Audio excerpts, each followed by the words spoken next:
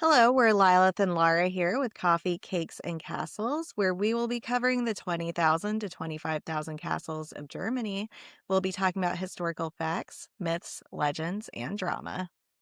Today, we're diving into some fascinating history and we will be talking about the Wolf Castle or Wolf Castle, which, if you're interested in architecture, is a great example of the Weser Renaissance. We will also be talking about the Fallersleben Castle and the Neuhaus Castle, which is one of the most well preserved medieval moated castles in the region. Hi, I'm Lilith from America. And I'm Lara, and we're just two girls who happen to love all things involving coffee, cakes, and castles, especially if you can have coffee and cake inside a castle.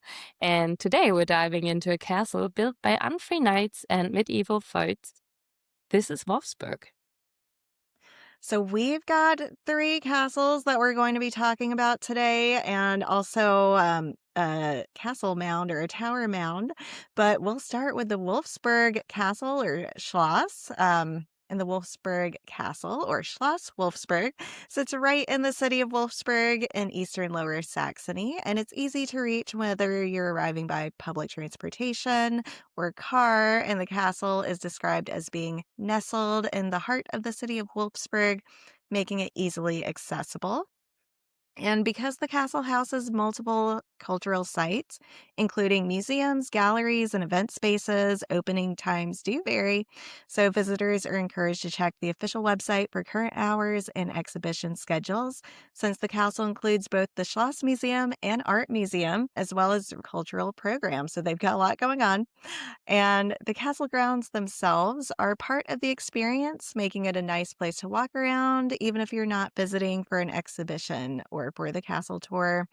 And as a side note, Wolfsburg is famously home to the Volkswagen headquarters, which Laura, you can talk a little bit about that and about Wolfsburg. Yes, thank you so much for introducing Wolfsburg. It's pretty nice to see it from a different view because I've been living close to Wolfsburg all my life. And the fun fact about it, I was never in Wolfsburg until I started working there. I worked at the VfL Wolfsburg for some time when they were playing in the Champions League. That was fun. And I got to know Wolfsburg quite well then, because I had to drive people around, and that was, yeah, getting to know Wolfsburg on a different level. I had to know all the streets and names and even the hotels and the castles, because some of the people were staying close to the castles in hotels. And another fun fact, my sister, Nora, you do know her as well, she worked at the Schloss Wolfsburg because they have What? they have a writing center next to it. And it's also it belongs to the castle. So that is quite funny. In the Oh, garden and stuff, there are horses and it belongs to the Schloss Wolfsburg. Nora should have been on here today Yes, we too. should have gotten her Yes. as a guest today. Yes, I had Ne- no idea. That is so cool. Yeah, and the Schloss is really pretty, and the surroundings, well, because of the horses and stuff, is really nice as well. And Wolfsburg was, I don't know which year it was, but they had the exhibition of gardens there. We Okay. have it in Germany, like cities get picked and they have like the exhibitions with flowers and stuff, and they redo like a lot in the area. And Wolfsburg got the horse area, that was quite funny, got all those pink things for the fences, and all the fences for the horses were pink, so it looked like a Barbie world when this exhibition was. That was really funny. Yeah. And Wolfsburg is pretty much, it's just Volkswagen mainly, Mhm. but they do have a history, and I'm so excited to get to know it because, I just know Wolfsburg under Volkswagen and the stuff with Nora, but not so much with the castles. That's why I'm really excited about it. Yes. And Yes. also, was Volkswagen, was that the brand of the currywurst, like, ketchup that you said was the Yes. best?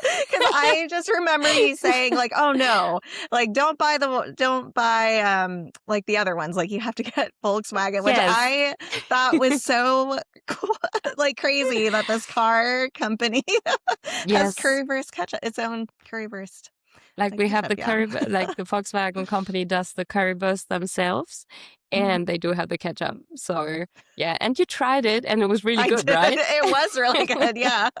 So yeah, Yes. I got introduced to it in 2011. That was the first time I tried this ketchup and never bought another one because I really like it. It was very good, And yeah. I do have one in my fridge right now. Yeah. Yes. Fun facts about Wolfsburg. Yeah. And I've been working there for quite some time. There's like a big, um, like a quite famous restaurant.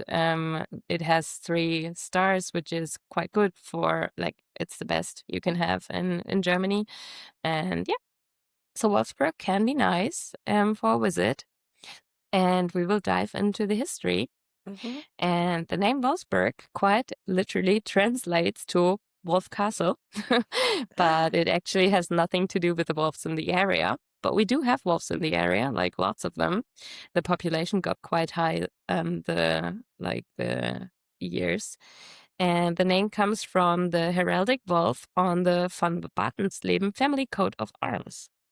And I have to just add really quickly that one thing my husband noted about the medieval animals whenever we were in like the churches and cathedrals or castles was that a lot of the times it looks like someone drew them or sculpted them who had never seen them before. So we were looking at one and it had a picture of somebody standing on a lion and the first thing he said was, I don't think the sculptor has ever seen a lion in his life. Um, but the heraldic wolf of the von Bardensleben family looks like the person had actually seen a wolf before. Yeah. It was So, so funny when Jamie was saying that. We were yes. laughing crazy because we're like, you're so right. It looks so weird. It's not like a lion or a wolf or Yes. anything. But this one does look like one. And I do have It to say, does. Braunschweig's lion also looks like a lion. Yes. Wolfsburg and Braunschweig, they did know the animals and they They did know their know something animals. about the design. Yeah. And now for the history. Schloss Wolfsburg was constructed in the 13th century by the von Bardensleben family, who belonged to the class of ministerialists. If you remember, these were legally unfree knights serving as vassals under higher lords. So this makes Schloss Wolfsburg interesting since most medieval castles were founded by high nobility. And the castle's establishment was tied to feudal enfeoffment, meaning the land was granted to the Bardensleben family in return for services. Their responsibilities included overseeing and protecting the trade routes crossing the river Aller, which was an important corridor during this time. The first documented mention of the castle appears in 1302, where it is recorded under the names Rusborg. Frusborg? Yeah, I guess so. Mhm. Weird word.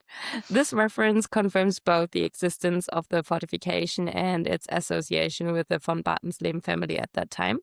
And the family itself originated from the village of Bardensleben near Helmstedt, and the earliest known lords connected to the castle were 4 brothers, Borchard, Günzel, Günther, and Werner von Bardensleben, whose appearance in the 1302 record marks the beginning of more than 4 centuries of Bardensleben's presence at Wolfsburg.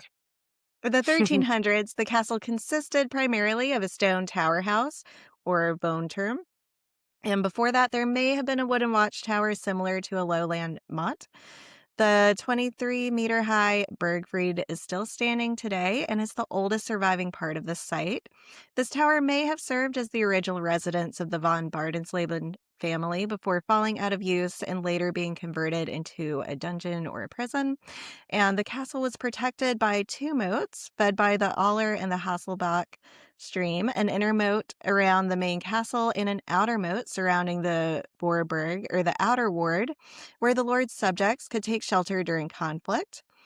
The outer ward was further defended by a curtain wall with bastions or rondellen, and over time, additional structures such as domestic buildings, stables, and a coach house were added. And contrary to earlier assumptions, the castle was not built on boggy terrain, but was built on sandy subsoil, which provided a stable foundation.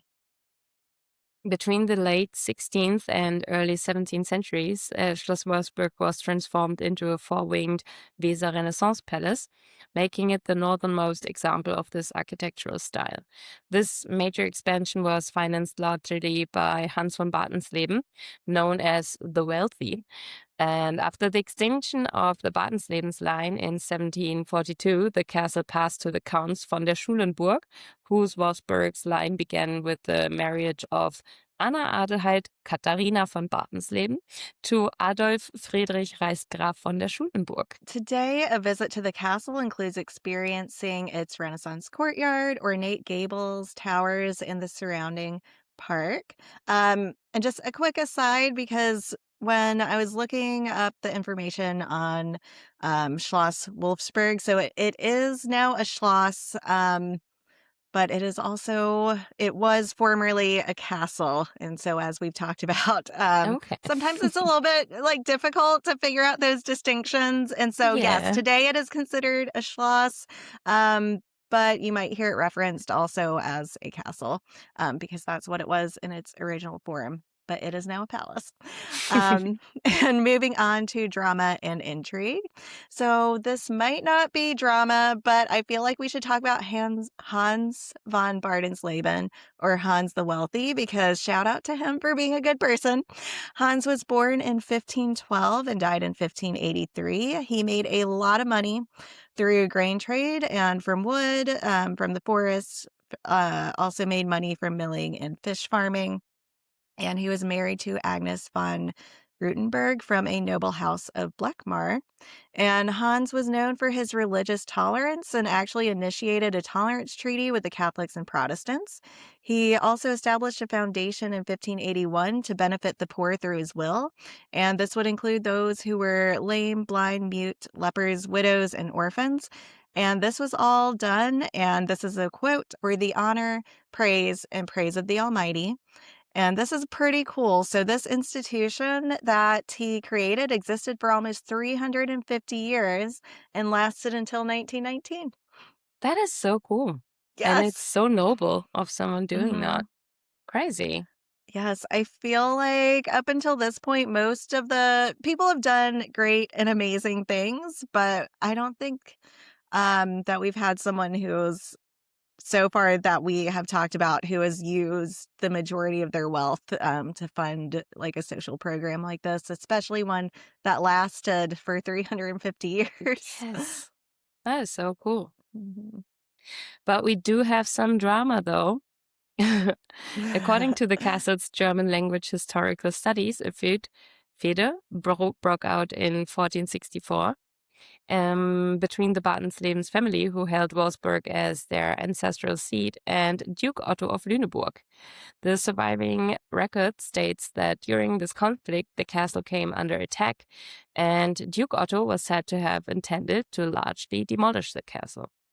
This note appears in the context of a 15th century document cited in regional castle scholarship, which emphasizes that these were the only recorded attacks on Wolfsburg during the Middle Ages. So, yeah, quite interesting that he wanted to demolish it. But we do also have some political intrigue. What happens when a family line dies out? We found out with the von Bardensleben in 1742. The last male representative of the family, Gebhard Werner von Bardensleben, died without a male heir and with the agnatic line extinguished, and agnatic is referring to the male line of inheritance rights. The family's extensive estates, including Wolfsburg Castle, passed through the female line as permitted under the inheritance customs of the Brunswick-Lüneburg region, which is so interesting as well. Mhm. Again, we have some female power here. Yes. Anna Adelheid von Bartensleben, daughter of Gebhard Werner, was married to Adolf Friedrich Graf von der Schulenburg in 1718. Through this marriage connection, the Schulenburgs became the legal successors to the Bardensleben holdings when the male line died out. And this moment became the foundation of the Schulenburg-Wolfsburg branch, which would control the castle from the mid-18th century onward. Mhm. And we do also have a Schulenburg. So that's quite interesting as well. Yes. And we are now moving on to Fallersleben Castle or Schloss Fallersleben in Wolfsburg. So again, this is one that is now considered a Schloss, and it's located in the Fallersleben district. This is a 16th century Renaissance water castle surrounded by a peaceful park and a castle pond that you can walk around. You can tour the interior, which today houses a poetry museum and art gallery, and in the basement, you'll find a museum dedicated to the history of German literature and democracy. And much of the museum focuses on the poet August Heinrich Hoffmann von Fallersleben. And since 1991, it has been located in the castle's vaulted cellar rooms. And during excavations between 2001 and 2003, the original cellars and foundation walls were uncovered. And you can view these as part of your visit. Ticketing and hours are available online. August Heinrich Hoffmann von Fallersleben is very well known as he wrote Das Lied der Deutschen, which is where they got the national anthem of Germany from. And he also wrote some popular children's songs. So, Lara, do you know any of them that he might have written? I really don't know. No, I No. have to see if I can find some and tell you next time if I do know them when I hear them. Okay. But I don't know them from the name. But this is funny, like that he was the guy where the national anthem from Germany got written by. Yes, they took part Crazy. of just like a part of his writing and turned it into Yeah. the national So anthem. cool. Yeah. Yes. Amazing. And it's just out of the region where I live. Mhm. Crazy. Yeah. And the castle itself was built beginning in 1520 and completed like nearly 30 years later in 1551. It was originally commissioned by Duke Francis of Brunswick-Lüneburg, but he died before construction was finished, and his wife, Clara of Saxe-Lauenburg, I think it's Sachsen, completed the project in 1551. And Clara lived in Fallersleben for nearly 3 decades, and her time there is remembered as a period of prosperity. She introduced a market system, a Marktordnung, supported local trade, and even established a brewery, helping to generate an economic boom in the region. And after her death in 1576, the castle was no longer used as ducal residence. Instead, the Drost, or manager, lived there. And over the 17th century, it was renovated several times. First in 1616, then 20 years later in 1636, and again in 1649, which is quite close when we remember all the rebuilding and building that got renovated that much. And eventually it became the seat of an Amt, serving as the town hall, court, and finance office. Fallersleben Castle was originally designed as a 3-winged Renaissance water castle, arranged in a horseshoe shape with the courtyard open to the south. By the mid-18th century, it was surrounded by a 12-meter wide, 5-meter deep moat, emphasizing its defensive character. And today, only the west wing of the original complex survives, but it still preserves key features such as the spiral staircase tower, romantic vaulted cellars, gray Renaissance wall paintings, and a Baroque stucco ceiling. Historic depictions, including a 1654 Marian engraving and a 1765 site plan, show the castle's earlier form and its relationship to the nearby church and outbuildings. Yeah. And Fallersleben is not without drama, so we're going to dive into that one. The earlier structure on the site was destroyed during the Hildesheim diocesan feud, a conflict beginning in 1519 between the Prince Bishopric of Hildesheim and the Welf principalities of Brunswick-Wolfenbüttel and Kahlenberg. The feud was caused by Prince Bishop John's attempt to redeem pledged estates and reclaim their tax revenues from the nobles. Talking about the connections, this ties into our episode on Quedlinburg, as this feud resulted in the Treaty of Quedlinburg in 1523. Why was Fallersleben Castle targeted? It wasn't the only castle destroyed. Many castles in the area were targeted as a strategy to seize land and power from their opponents.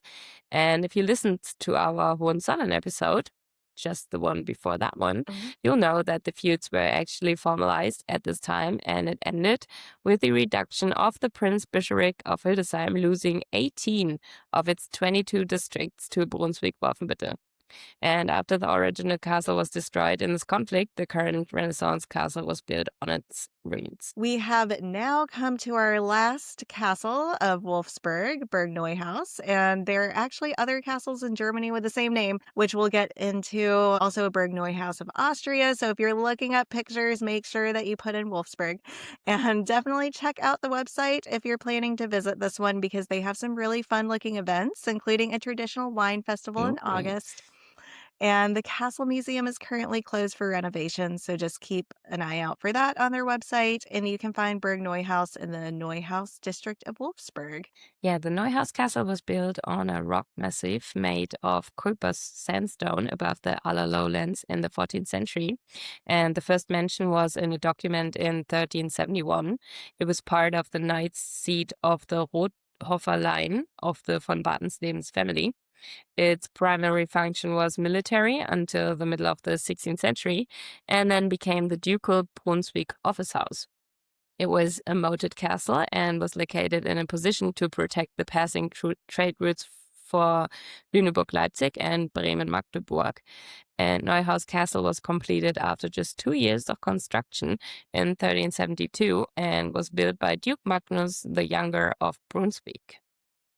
The construction was born out of some drama and political intrigue. Duke Magnus the Younger had declared war on the von Bardensleben family, and it was used as a quote unquote counter castle to Wolfsburg and to the fortress Altus House. And quick aside, a counter castle is exactly as it sounds. They were often built to counter a hostile neighbor or to launch a siege at a hostile neighbor. And the Duke was angry after they defected from him by entering a feudal treaty with an Eastern sovereign. During the Lüneburg War of Succession, which took place from 1370 to 1388, Duke Magnus the Younger of Brunswick declared war on the von Bardensleben family. He sent a garrison to Neuhaus Castle in 1372, and there was an open battle in the Hesslingen between the troops of Brunswick and those fighting for the von Bardensleben family. This war would end in a draw, and in 1374, armed conflict in the region was ended. Then in 1464, there was an act of war against the castle when Duke Otto of Lüneburg decided to take revenge against Duke Henry I of Brunswick. While Neuhaus Castle and Wolfsburg Castle were able to resist the attacks, the Altus House was completely destroyed. Sad. Yes. After 1423, Neuhaus Castle was the seat of the Rotehofer line of the von Bardensleben family. In 1552, the castle would be badly damaged in the Schmalkaldic War. If you need a bit of a refresher, the Schmalkaldic War was fought between 1546 and 1547 and was fought between the Protestant Schmalkaldic League and the Catholics led by Holy Roman Emperor Charles V. It was a big part of the Protestant Reformation. And the question is, how was the castle damaged? Artillery fire by the forces of Count Vollrath of Mansfeld caused significant damage to the castle during a bombardment, despite Burg Neuhaus remained uncaptured. It was rebuilt and changed to a ducal administrative center after 1568. And from 1585 into the 19th century, the grounds would be used for agriculture and would also include a brewery and a distillery. Farm buildings were added as well as round towers that were used as administrative wing, and the keep would be integrated into the brewery. And during the Nazi era, the castle was used as a sports school, and after World War II, it became a youth hospital and home for war-affected children until 1980. Neuhaus Castle has belonged to the city of Wolfsburg since 1981. Mm-hmm. And for some architecture, Burg Neuhaus, as we said, was a medieval water castle. It is in a square layout with an inner courtyard, Burgfried or main tower that is 20 meters high, defensive fortifications, including the round tower that was mentioned. And it used to have a drawbridge over the moat, but this was replaced by a stone bridge. And that's so cool. It's so cool, drawbridges right? were a thing, yes. The interior areas have been changed over time as the castle's function changed from military to a residence and then to administration. The palace included the original Knights Hall, which is pretty cool because it's from the original construction phase, though it's been renovated over the years. And we've used this word before, but to clarify, the palace or palace, P-A-L-A-S, is not to be confused with a palace, P-L-A-C-E, which was the main, and that was the main imposing part of the castle where the Great Hall usually was. And overall, the building houses 65 rooms that have various functions. And Lara, correct me if I'm wrong, but I want to say that Neuhaus Castle is probably what you think of when you hear of the word castle or burg. It's more or less, yeah, Is that kind of like what comes to mind? it's the same as the Dankwarder thing. This one really looks like a castle, Mhm. and the other one did look like a burg, because there's like this confusion about burg and schloss, and that's why, I think that's the Yes, case, yeah. because Hohenzollern is still considered, it's Yeah, Burg a burg. Hohenzollern, yes, Yeah. which we talked about how that one is, like, technically it is a Schloss Yes, now in technically. today's age, yes. And then Dankvarder, you said, like, that one you didn't really consider to be, or it's not what comes to mind when you think No. of a castle or burg, but I think, Neuhaus Castle, it's got that structure to it where it's, like that square structure, and then it has Yes. a tower. Yes, You would and it think of kind that. Yeah. if you see it, the first thing that comes to mind is, Yeah, "Oh, there's a castle right there." right. Yes. Exactly. Yes. Yeah. Um, Yeah. okay. And since this is a podcast covering all the castles of Germany, we will be very briefly mention Rotehof Castle, also of the von Bardensleben family. It was fortified residence of the Rotehof line, predating Neuhaus Castle, and was a medieval tower, hill, castle, or motte. Little remains of it, but you can still see the tower hill.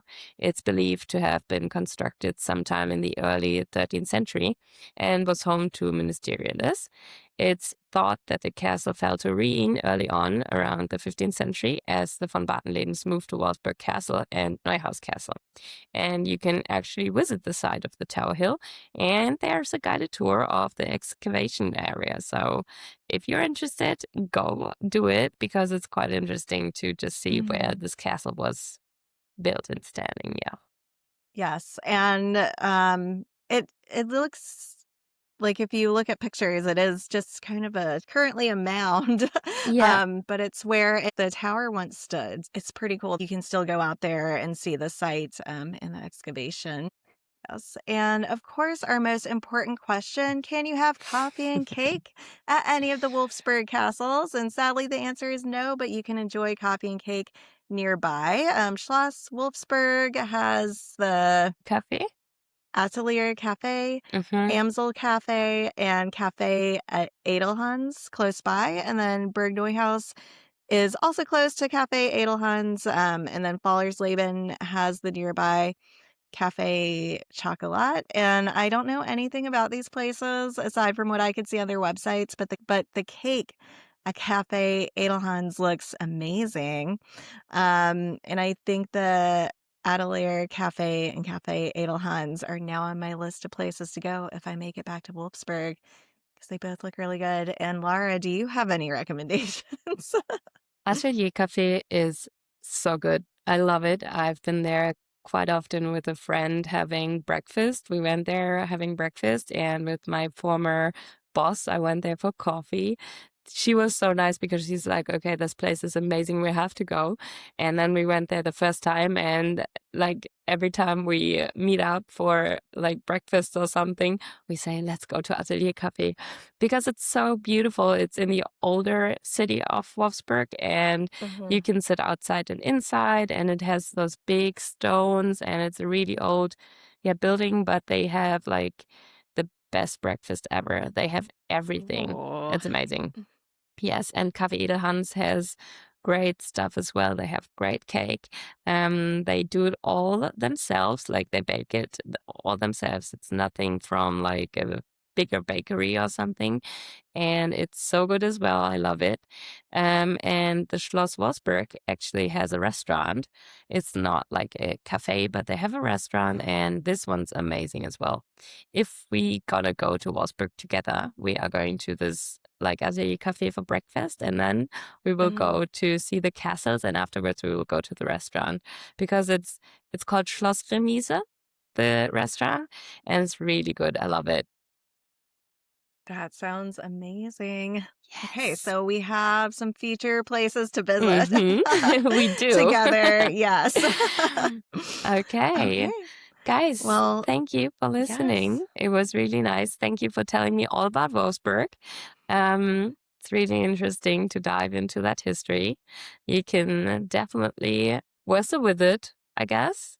The Mhm. Schloss in Wolfsburg, in the middle of Wolfsburg, the one you can walk around for hours in the gardens and like around the Schloss.